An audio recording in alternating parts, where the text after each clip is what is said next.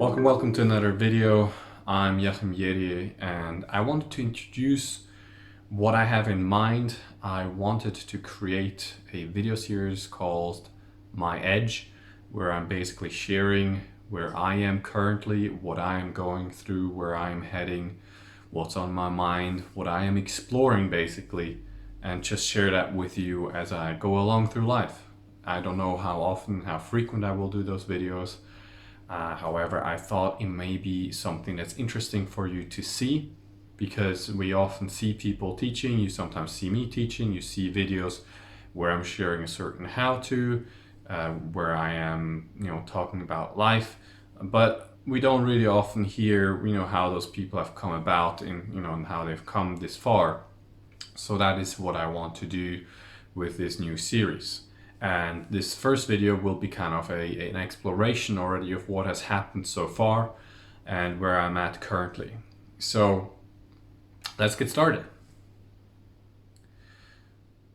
It's very simple actually. When we look at where I'm at now, you have to look at the past. I'm not going to go very far back. Maybe I'll do a separate video around all the things that I've experienced, but basically currently my edge is spirituality. It has been already for quite some time that I have been fascinated in spirituality. Actually, when you really look at my childhood as well, it has always been lingering at some level, in some shape or form around. I never named it spirituality. My interest in Qigong and this kind of thing it goes into in a similar direction than spirituality. And I really have been lingering about with spirituality, trying things on, doing certain practices, then dropping them again. And it was never a full commitment. It wasn't like a life thing, right? And since about 2 months, maybe 3 months, I would have to look at my calendar, but about 2 months, let's say, I've really committed to spirituality. And before that, I have committed to spirituality, as in I started to do certain practices very regularly, like meditation, but it was only for about 20 minutes. And since about 2 months, I have fully committed, in the sense that I am doing meditation usually for at least an hour every morning. I used to do every morning an hour, every evening an hour. I start to drop off the evening hour and start to do more during the day. So it's a bit flexible, it's not rigid. Sometimes it's only 45 minutes, but it's never less than that, really. And I have come across Gary Weber. You can check him out. He has the blog Happiness Beyond Thought. He's not posting very much anymore, I believe. I have read his book Happiness Beyond Thought. And there have been various kinds of spiritual teachers along the way, different spiritual traditions that have influenced me, that have given me things. He has been, just the one that's most current in the sense of practices. And it's come about because I was looking for a way to really dismantle this thought of an I am, and the whole self-narrative that we have. And I was actually praying for that. I was wishing for it when I was lying in bed, to find a way to do this in a very systematic way that will yield the results that I'm looking for, which is basically the end of suffering. For me personally, but also I want to share it with the world probably eventually. I mean, I don't know what's going to happen along the way. That's what I'm saying, probably eventually. So we don't know. I don't know that. For me at the moment, this is really where I am at, and I have implemented all of his practices, from yoga to chanting to meditation, with self-inquiry. Self-inquiry is at the heart what I'm doing at the moment. It is the question, for example, where am I, or what am I? And that has been a steady thing that has been continuously going on throughout my day. So it's not just limited to the meditation practice that I'm doing, where it's a fixed time that I have, an appointment with myself, as you can say.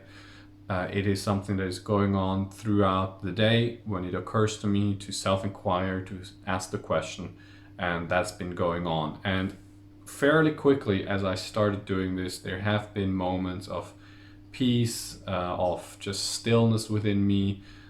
When I was back then, I was in Thailand, and I remember being in a supermarket, and that kind of settled in, and I really felt that, and it was beautiful. And then there's turmoil. There's lots of turmoil that actually came up lately, where there's emotions arising, and it's been quite challenging actually, because some of those emotions can be a bit more intense, and they often are coupled not just with an emotion within me, but there's also a story in my head about what I'm feeling at the moment. There was a phase that I was going through where there's this deep life denial happening within me, and it's usually kind of felt in the stomach area, and it's this really hard knot of saying no to life, no to dying as well, no to everything really. And when that surfaces, that can be quite challenging, because it's quite dark. It's quite a dark place that can come up, and there's a lot of resistance in it. However, through doing this kind of work, being a coach as well, and having worked with myself, having been coached myself, having worked with people, I have been able so far to work with it when it does arise, and breathe into it, feel it, and allow it to be there. And use, for example, something like the Sedona method, where I can inquire into it, or the work from Byron Katie if there's a certain specific thought that comes up to it, and I write it down and I question it. And so at the moment, actually, it has passed a bit, and it's at least at the moment not as current.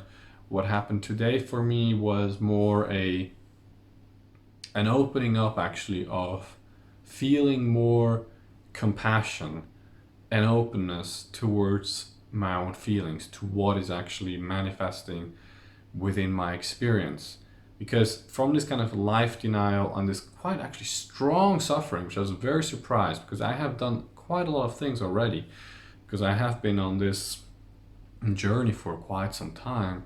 Despite that, there's been a lot of suffering that surfaced, which I was very surprised by. Because of this kind of a life denial, this big amount of suffering that came this deep desire of wanting to be from that, not wanting that. And that is actually another form of resistance to that, what is happening within me. And that is, I want to be free of it. I'm done with it. I'm over with suffering. This is it. I'm going to give it my all. And from that, there has been this very big urge of wanting to inquire and doing it more seriously and going more deeply into it. But because it is born, at least part of it, maybe not everything, but part of it is born from resistance, it is a bypassing, right? I don't want to feel it, so I'm going to try and inquire so I can get out of it, rather than accepting it. And through different events, one of them, my wife Natasha, she did some healing with me, and she talked to me about compassion.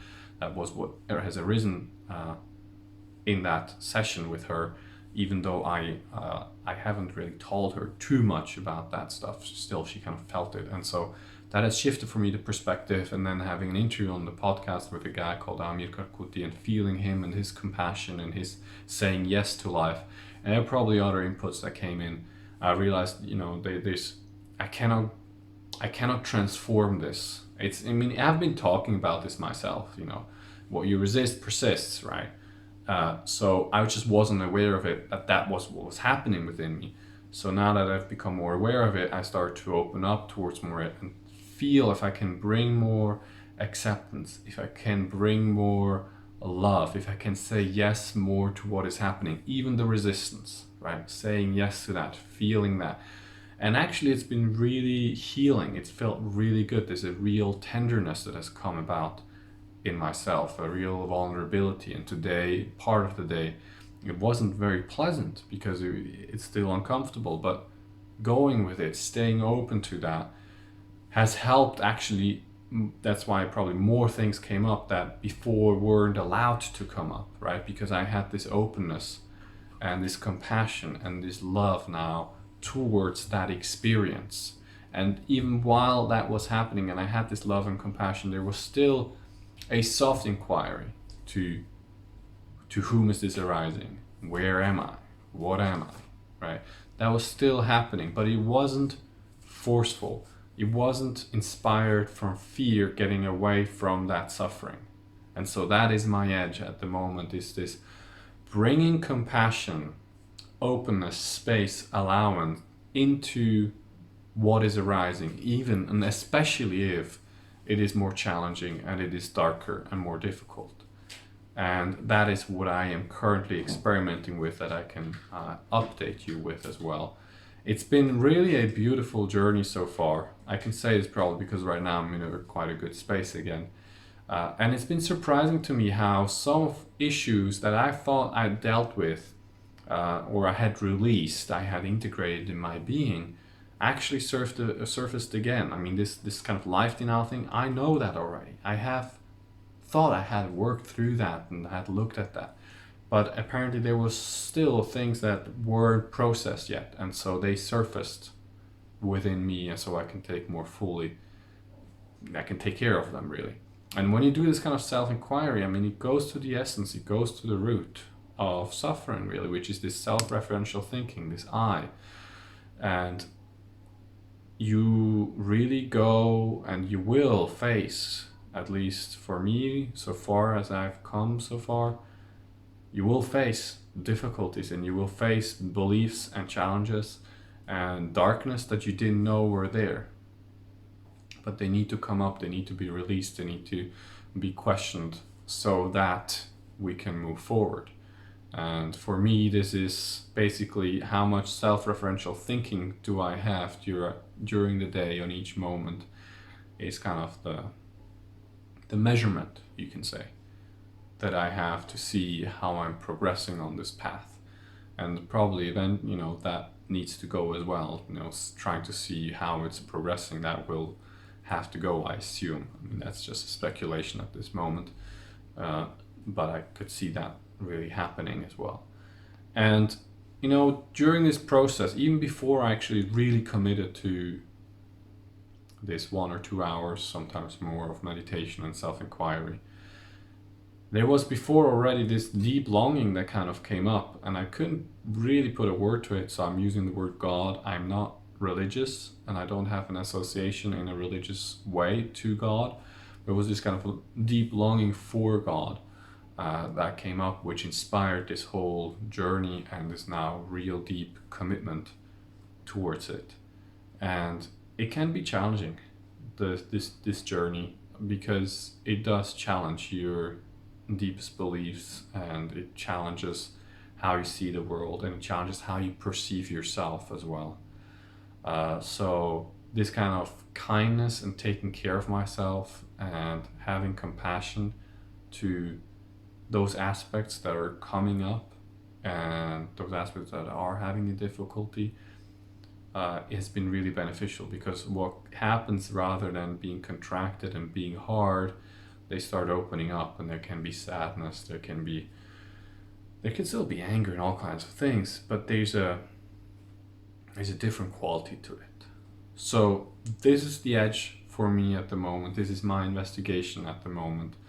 It has also come about because I don't want to teach or coach people from a place of having had insights, very deep insights, also transformative insights into spirituality, into feeling and experiencing everything as oneness. I want to help bring this into myself as an everyday experience, a moment-to-moment experience, not something that's fleeting. And so that is one of my commitments, because I believe it will be also beneficial for the people that I will work with in the future, the people I will teach. So there is also this aspect for it in it.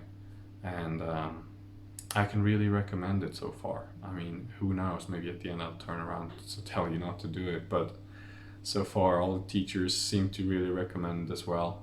And for me it has been really beneficial and rich and fruitful, because there is a lot less useless thinking going on. There is a lot more stillness that comes up, and a deeper appreciation for life as well that comes up. So far, when I'm not going through more turmoil and I am somewhere in a stable place, it feels really good. Anyways, I hope you enjoyed this series. I hope you enjoyed today's video. If you'd like to receive more of those videos, you can subscribe to the channel. If you hit the bell button, you get notifications. And I'll update you as well as I go along the way.